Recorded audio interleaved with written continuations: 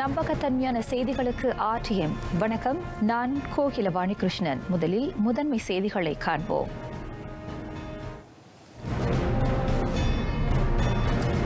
March 1ஆம் தேதி தொடங்கி பாலர் பள்ளி 1ஆம் 2ஆம் ஆண்டு மாணவர்கள் பள்ளிக்கு திரும்பலாம்.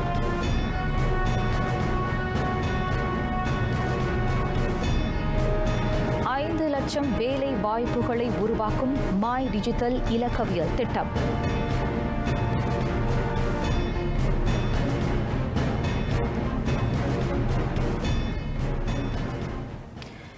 ஈராயிரத்து 21ஆம் ஆண்டு பள்ளி தவணைக்கான நேர்முக வகுப்புகள் வரும் மார்ச் 1ஆம் தேதி தொடங்க உள்ளதாக கல்வி அமைச்சர் டாக்டர் ராசி ஜிடேன் தெரிவித்தார். அதிகரித்து வந்த தொற்று சம்பவங்களினால் இவ்வாண்டுக்கான பள்ளி தவணை இதுநாள் வரை ஒத்திவைக்கப்பட்டிருந்தன. தற்போது பாலர் பள்ளி 1ஆம் 2ஆம் ஆண்டு மாணவர்கள் மார்ச் மாதம் 1ஆம் தேதியிலிருந்து மீண்டும் பள்ளிக்கு செல்லலாம். 3ஆம் ஆண்டு முதல் 6ஆம் ஆண்டு மாணவர்கள் மார்ச் 8ஆம் தேதியிலிருந்து மீண்டும் பள்ளிக்கு திரும்புவர்.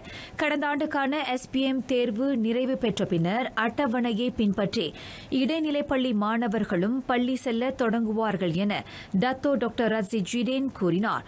முதல் குழு பட்டியலில் இடம்பெற்றுள்ள கெடா, ஜொஹோர், கிளாந்தான், திரிங்கானு ஆகிய மாநிலங்களைச் சேர்ந்த இடைநிலைப் பள்ளி மாணவர்கள் ஏப்ரல் 4ஆம் தேதியும், 2ஆம் குழுவில் உள்ள பர்லீஸ், பினாங்கு, பேரா, ஸ்லாங்கூர், நெகிரி சம்பிலான், மிலாக்கா, பஹாங், சபா, சரவா ஆகிய மாநிலங்களையும் 3 கூட்டரசு பிரதேசங்களையும் சேர்ந்த இடைநிலைப் பள்ளி மாணவர்கள் ஏப்ரல் 5ஆம் தேதியும் பள்ளிக்கு திரும்பலாம்.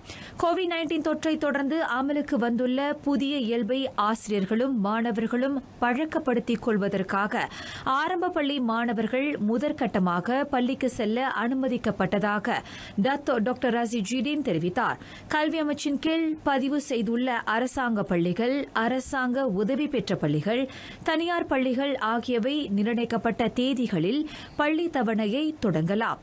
கல்வி அமைச்சின் கீழ் பதிவு பெறாத பள்ளிகளில் அதே தேதியில் பள்ளியை திறக்க அனுமதி அளிக்கப்பட்டுள்ளதாக அவர் சொன்னார். இவ்வேளையில் தொழிற்பயிற்சி கல்வி கூடங்களும் மார்ச் 1ஆம் தேதி முதல் செயல்படலாம். அனைத்துலக பள்ளிகள், தனியார் கல்விக் கழகங்கள், கூடுதல் வகுப்பு மையங்கள் ஆகியவை மார்ச் 8ஆம் தேதி தொடங்கி திறக்க அனுமதியளிக்கப்பட்டுள்ளதாக அமைச்சர் கூறினார். ராம்பின் முஅzzam ஷா நகரில் உள்ள விடமிப்பு பகுதிகளில் கடுமையாக்கப்பட்ட நடமாட்ட கட்டுப்பாட்டு உத்தரவை முடிவுக்கு கொண்டுவர அரசாங்கம் இணங்கியுள்ளது. ஏற்கனவே திட்டமிடப்பட்டதற்கு முன்னதாக அந்த உத்தரவு மீட்டுக் கொள்ளப்படுவதாக தற்காப்பு மூத்த அமைச்சர் டாக்டர் ஸ்ரீ இஸ்மாயில் சப்ரி யாக்கூப் அறிக்கை வாயிலாக தெரிவித்தார். முஅzzam ஷா நகர விடமிப்பு பகுதிகளில் மேற்கொள்ளப்பட்ட 886 சுகாதார பரிசோதனைகளில் 36 பேருக்கு தொற்று உறுதி செய்யப்பட்டுள்ளது. இறுதியாக அங்கு கடந்த பிப்ரவரி 4ஆம் தேதி தொற்று சம்பவங்கள் பதிவாகியதோடு இனி முடிவுக்காக காத்திருக்கும் பரிசோதனை மாதிரிகளும் இல்லை என டாக்டர் ஸ்ரீ இஸ்மாயில் சப்ரி அறிக்கையில் குறிப்பிட்டுள்ளார். இதனிடையே நடமாட்ட கட்டுப்பாட்டு உத்தரவு விதிகளை மீறிய 443 பேர் நேற்று கைது செய்யப்பட்டனர். அவர்களில் 404 பேருக்கு அபராதம் விதிக்கப்பட்ட வேளை 39 பேர் தடுப்பு காவலில் வைக்கப்பட்டனர். ஓபென்திங் சோதனையில் 39 கள்ள குடியேறிகளுடன் படகு ஒன்றும் ஒரு தரை போக்குவரத்து வாகனங்களும் தடுத்து வைக்கப்பட்டன. நேற்று 12,763 அந்நிய நாட்டவர்கள் மீது சுகாதார பரிசோதனை மேற்கொள்ளப்பட்டதில் 27 பேருக்கு தொற்று உறுதிப்படுத்தப்பட்டது. இதுவரை மொத்தம் 4,12,925 அந்நிய தொழிலாளர்கள் அப்பரிசோதனைக்கு உட்படுத்தப்பட்டுள்ளனர். அவர்களில் 7,580 பேர் தொற்றுக்கு இலக்காகினர். பிப்ரவரி 1ஆம் தேதி முதல் நாட்டில் உள்ள அனைத்து தொழிலாளர்களும் கட்டாயம் சுகாதார பரிசோதனை செய்து கொள்ள வேண்டும் என ஏற்கனவே அறிவிக்கப்பட்டது.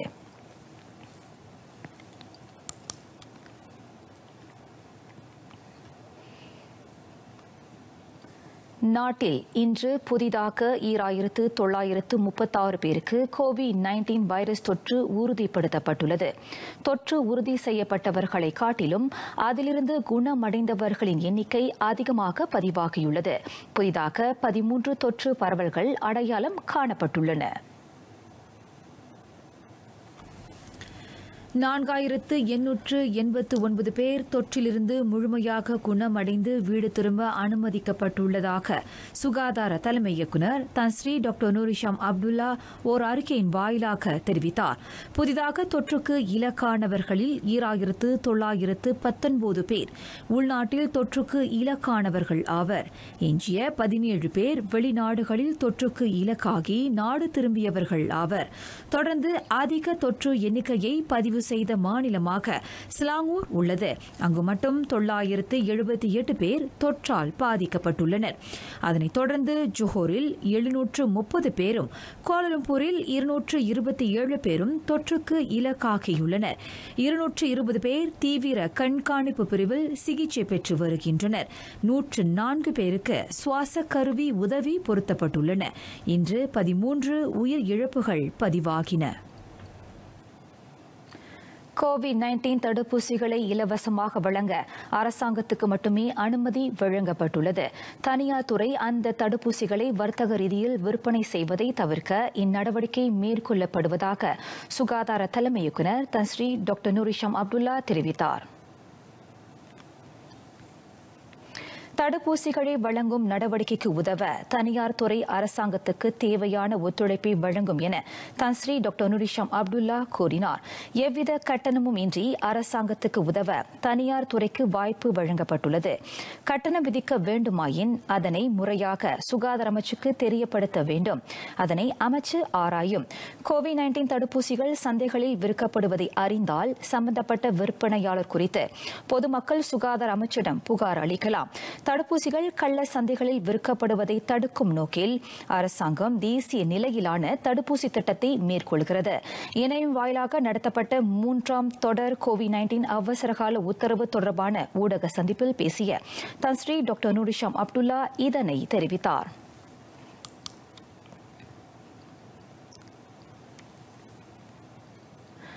கோவிட்-19 தடுப்பூசி தொடர்பான சிறப்பு செயற்குழு ஒன்றை அரசாங்கம் தோற்றுவிக்க உள்ளது.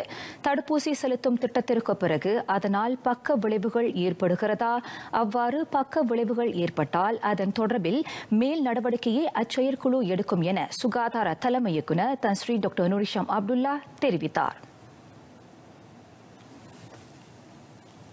Biasa dia lepas vaksinasi ataupun pelalian akan ada sikit demam, bengkak, sakit, kemerahan, itulah radang di tempat tu. Kalau ada gejala tersebut berarti bagus, berarti ada respon tubuh terhadap vaksin tersebut dan akan menjana antibody.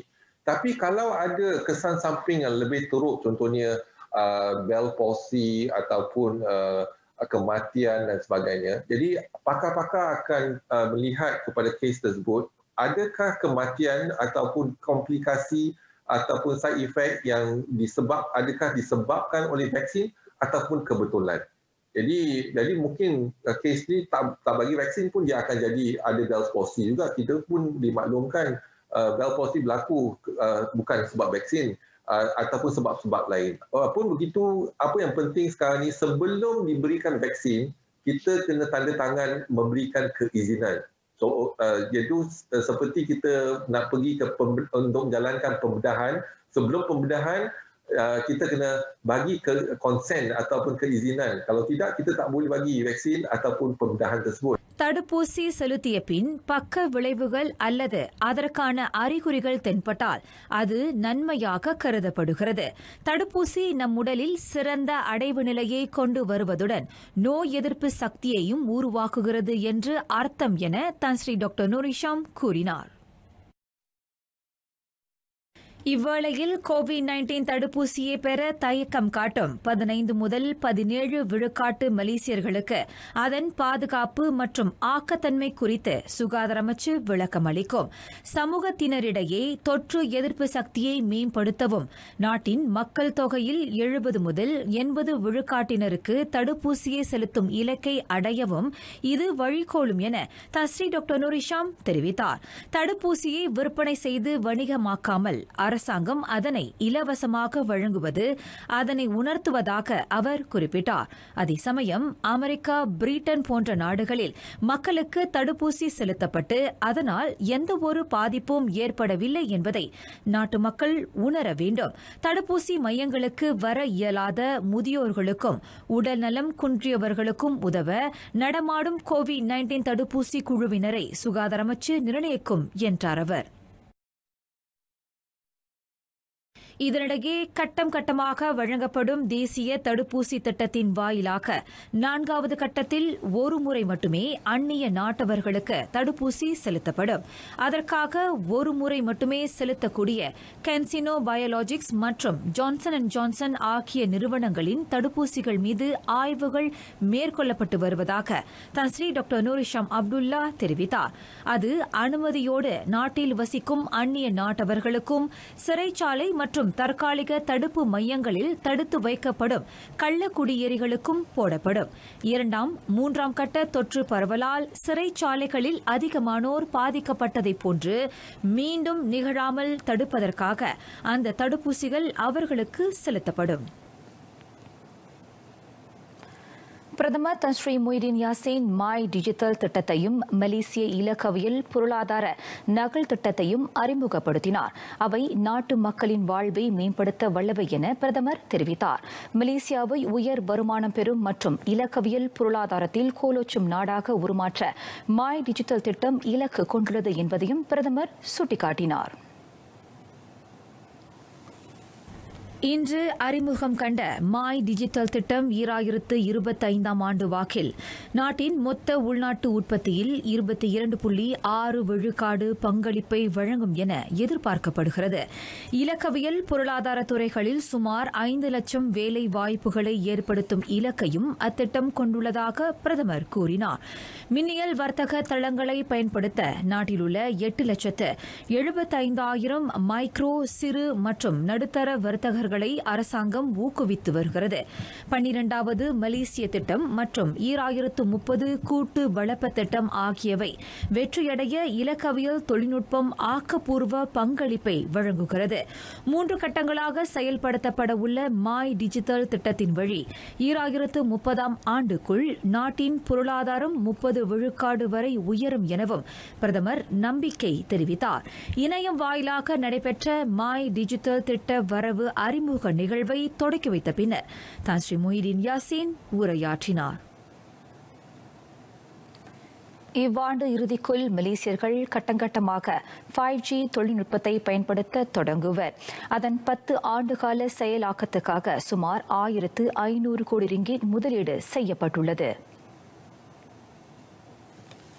5G bukan sahaja sekadar menjanjikan capaian internet yang lebih laju, tetapi lebih penting dari itu ialah ia memungkinkan pelbagai aplikasi penting berada dalam genggaman pengguna, termasuk aplikasi-aplikasi pemantauan kesihatan bagi pesakit kronik, bantuan kecemasan pintar dan aplikasi-aplikasi khas bagi warga emas yang tinggal bersendirian. இந்த வட்டாரத்தில் 5G தொழில்நுட்பத்தை பரவலாக பயன்படுத்தும் முதல் வரிசை நாடுகளில் ஒன்றாக மலேசியாவும் விளங்கும். 5G பயன்பாட்டினால் பல்வேறு புத்தாக்க மற்றும் சேவைகளின் வழி நாட்டின் பொருளாதாரம் தொடர்ந்து மேம்பாடடையும் என்று பிரதமர் கூறினார். இணையம் வாயிலான கற்றல் கற்பித்தல் போதனா முறைக்கு உதவ 2025ஆம் ஆண்டு வாக்கில் மாய் டிவைஸ் திட்டம் அறிமுகப்படுத்தப்பட உள்ளது. அனைத்து மாணவர்களும் இலக்கவியல் சாதனங்களை பயன்படுத்தும் இலக்கை அத்திட்டம் கொண்டுள்ளதாக பொருளாதார விவகாரங்களுக்கான பிரதமர் துறை அமைச்சர் டத்தோ ஸ்ரீ முஸ்தபா முகமது கூறினார். தொழில்நுட்ப வேகத்துக்கு ஈடுகொடுத்த இலக்கவியல் உலகை எதிர்கொள்ளும் கடப்பாட்டுக்கு மக்கள் தங்களை தயார்படுத்திக் கொள்ள வேண்டும். இணையம் வாயிலான போதனா முறைக்கு பெற்றோர் உட்பட பெரும்பாலான மாணவர்கள் தற்போது அதிக சிரமத்தை எதிர்நோக்குகின்றனர். அதனை அரசாங்கமும் உணர்ந்துள்ளது. ஆகையால் அரசாங்கம், தனியார் மற்றும் பொது மக்களின் கூட்டு ஒத்துழைப்புடன் மாய் டிவைஸ் திட்டம் மேற்கொள்ளப்படவிருப்பதாக டத்தோ ஸ்ரீ முஸ்தபா முகமது கூறினார். பொருளாதார ரீதியில் எளிதில் பாதிக்கப்படும் தரப்புகளை சேர்ந்த மாணவர்களுக்கு இலவச தரவுகளும் இதன் மூலம் வழங்கப்படும். இணையம் வாயிலான மலேசிய இலக்கவியல் பொருளாதார நகல் திட்டம் மற்றும் மாய் டிஜிட்டல் தொடக்க நிகழ்ச்சியில் கலந்து கொண்ட டாக்டர் ஸ்ரீ முஸ்தபா முகமது இவ்வாறு செய்தியாளரிடம் தெரிவித்தார். இவ்வாண்டு புதிதாக தொடங்கப்படும் PPR மக்கள் வீடமைப்பு திட்டங்கள் இனி ரூமா மலேசிய இல்லம் என பெயர் மாற்றம் செய்யப்படும். PPR வீடுகளை மேம்படுத்தும் ஓர் அம்சமாக தற்போது 700 சதுர அடியாக உள்ள ஒரு வீட்டின் பரப்பளவு 900 சதுர அடியாக விரிவுபடுத்தப்படும் என வீடமைப்பு ஊராட்சி அமைச்சர் டத்தோ ஜுரைடா கமருடீன் தெரிவித்தார். நாடு முழுவதும் உள்ள PPR வீடுகளின் வாடகை விகிதமும் ஒருங்கிணைக்கப்படும் என டத்து ஜுரைடா கமருடீன் குறிப்பிட்டார். அதனை தவிர்த்து ஆரோக்கியமான சுற்றுச்சூழலை உருவாக்க ரூமா மலேசியா வீடுகள் கட்டப்படும் பகுதிகளில் விளையாட்டு பூங்காக்கள், பொது மண்டபங்கள், வழிபாட்டு தலங்கள் போன்ற வசதிகளும் ஏற்படுத்தி தரப்பட வேண்டும். வீடுகள் காலியாக இருப்பதை தவிர்க்க அவை கட்டி முடிக்கப்பட்ட பின்னர் 3 மாதத்திற்குள் தகுதி பெற்ற உரிமையாளர்கள் அங்கு குடியேற வேண்டும் என அமைச்சின் புதிய திட்ட வரைவில் குறிப்பிடப்பட்டுள்ளதாக அவர் சொன்னார். அந்த வீடுகளை உரிமையாக்கிக் கொள்ள 2 ஆண்டுகளுக்குள் அவர்கள் வங்கிக் கடனை பெற்றுவிட வேண்டும். அதனை பெற தகுதி இல்லாதவர்கள் சுயமாக பணம் சேமிக்க மேலும் ஓராண்டுக்கு கூடுதலாக அவகாசம் வழங்க அமைச்சு ஆலோசித்து வருகிறது. ஜோஹோரில் தமான் ஸ்ரீ மூலே மற்றும் தமான் பெர்லிங் PPR வீடுகளுக்கான சாவிகளை வழங்கும் நிகழ்ச்சியில் பேசிய டத்தோ ஜுரைடா கமருடீன் இவ்விவரங்களை தெரிவித்தார். இவ்வாண்டு 11 ரூமா மலேசியா திட்டங்களை உள்ளடக்கிய 4120 வீடுகள் நாடு முழுவதும் கட்ட அனுமதி வழங்கப்பட்டுள்ளது. அதற்கான கட்டுமான குத்தகை விரைவில் அறிவிக்கப்படும். ASTI அறிவியல் தொழில்நுட்பம் மற்றும் புத்தாக்க அமைப்பின் 2021ஆம் ஆண்டு இளம் ஆய்வாளர்களின் அறிவியல் விழா இணையம் வாயிலாக தொடங்கியது. இணையம் வழி போட்டி எனும் அடிப்படையில் மாநில அளவிலும் அறிவியல் முறையில் பரிசோதனை மாதிரிகள் எனும் அடிப்படையில் தேசிய அளவிலும் இவ்வருட அறிவியல் விழா நடத்தப்பட உள்ளது. 2007ஆம் ஆண்டு முதல் நடத்தப்பட்டு வரும் இந்த இளம் ஆய்வாளர்களின் அறிவியல் விழா காலப்போக்கில் பல வகையில் மேம்படுத்தப்பட்டு அறிவியலின் அடிப்படை கூறுகளை மாணவர்களுக்கு எடுத்துரைக்கும் வகையில் வடிவமைக்கப்பட்டுள்ளது. இன்று வரையில் தமிழ் பள்ளிகளிடையே இவ்விழா முக்கியத்துவம் வாய்ந்த ஒன்றாக கருதப்படுகிறது. ஒவ்வொரு ஆண்டும் பள்ளி, மாநிலம் மற்றும் தேசிய அளவில் நடத்தப்படும் இவ்விழாவில் தமிழ் பள்ளிகளைச் சேர்ந்த சுமார் 40,000 மாணவர்கள் கலந்து கொள்கின்றனர். கோவிட்-19 வைரஸ் தொற்றின் தாக்கத்தால் இவ்வருடம் இந்த நிகழ்வு Facebook தளத்தில் மெய்நிகர் வாயிலாக 4 பிரிவுகளை உள்ளடக்கி நடத்தப்பட உள்ளது. இன்றைய அதிகாரப்பூர்வ தொடக்க விழாவையும் 15ஆம் ஆண்டு நிறைவு விழாவையும் மலேசிய கல்வி அமைச்சின் கொள்கை திட்டமிடல் ஆய்வு பிரிவு இயக்குநர் டாக்டர் ஹஜி அசார் பின் ஹஜி அமர் தொடக்கி வைத்தார். சில உள்நாட்டு நடப்புகள். நெகிரி சம்பிலானில் 4 வயது மாற்றான் மகளை கொலை செய்த குற்றச்சாட்டை எதிர்நோக்கியுள்ள சிமெண்ட் லாரி ஓட்டுநர் ஒருவர் கமாஸ் மேஜிஸ்ட்ரேட் நீதிமன்றத்தில் நிறுத்தப்பட்டார். இருப்பினும் அவரிடமிருந்து இதுவரை எந்தவொரு ஒப்புதல் வாக்குமூலமும் பதிவு செய்யப்படவில்லை. 30 வயது அபு ஹசான் டாரோஸ் எனும் அவ்வாடவர் கமாஸ் ஹலாச்சாரா பாரு லோண்டா கிராமத்தில் இம்மாதம் 1ஆம் தேதி அக்குற்றத்தை புரிந்ததாக குற்றம் சாட்டப்பட்டுள்ளது. அவரது குற்றம் நிரூபிக்கப்பட்டால் குற்றவியல் சட்டம் 302 கீழ் அவருக்கு மரண தண்டனை விதிக்கப்படும். ரசாயன மற்றும் சவ பரிசோதனை முடிவுகள் மேஜிஸ்ட்ரேட் நீதிமன்றத்தில் சமர்ப்பிக்கப்பட்டவுடன் இவ்வழக்கு விசாரணை வரும் மார்ச் மாதம் 25ஆம் தேதி மீண்டும் செவிமடுக்கப்படும். மலாக்காவில் இம்மாதம் 19ஆம் தேதி வரை மாநில போதைப்பொருள் தடுப்பு நிறுவனத்தின் கீழ் 1675 பேர் தொடர்ந்து கண்காணிப்பின் கீழ் வைக்கப்பட்டுள்ளனர். அலூர் கஜாவில் மிக அதிகமாக 710 பேரும், மலாக்கா தங்காவில் 598 பேரும், ஜாசினில் 397 பேரும் கண்காணிக்கப்பட்டு வருவதாக மாநில ஆட்சிக்குழு உறுப்பினர் டத்தோ ரஹ்மான் மரிமான் தெரிவித்தார். இவ்வருட ஜனவரியிலிருந்து இம்மாதம் வரையில் போதை பொருள் குற்றம் தொடர்பில் 118 பேர் கைது செய்யப்பட்டுள்ளனர்.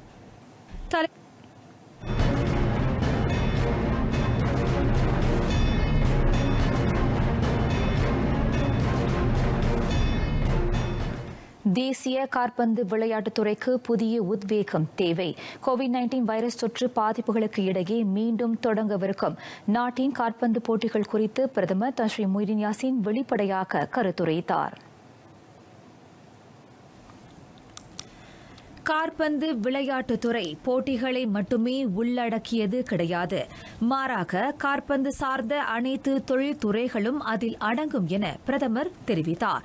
முன்னதாக FAM மலேசிய காற்பந்து சங்கத்தின் தலைவர் டத்தோ ஹமீதின் முகமது அமீன், அதன் துணைத் தலைவரும் MFL மலேசிய காற்பந்து லீக்கின் தலைமை நிர்வாக அதிகாரியுமான டத்தோ AB கனி ஹசான், FAM பொது செயலாளர் ஸ்டுவர்ட் ராமலிங்கம் ஆகியோர் பிரதமரை நேரில் சந்தித்தனர். இந்த சந்திப்பின் வழி 2022 ஆண்டு உலக கிண்ணம், 2023 ஆண்டு ஆசிய கிண்ணம் ஆகிய போட்டிகளுக்கு தேசிய காற்பந்து அணியை தயார்படுத்துவது, மலேசிய லீக் போட்டிகளை விரிவுபடுத்துவது குறித்த FAM-இன் திட்டங்கள் பிரதமரிடம் விவரிக்கப்பட்டன. சம்பந்தப்பட்ட திட்டங்கள் தம்மை கவர்ந்ததாக பிரதமர் கூறினார்.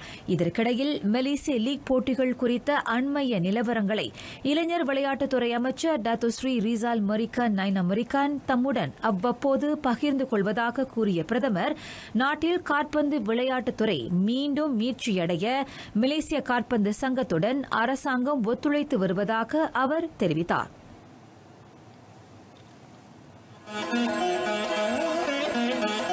குரலும் விளக்கமும்.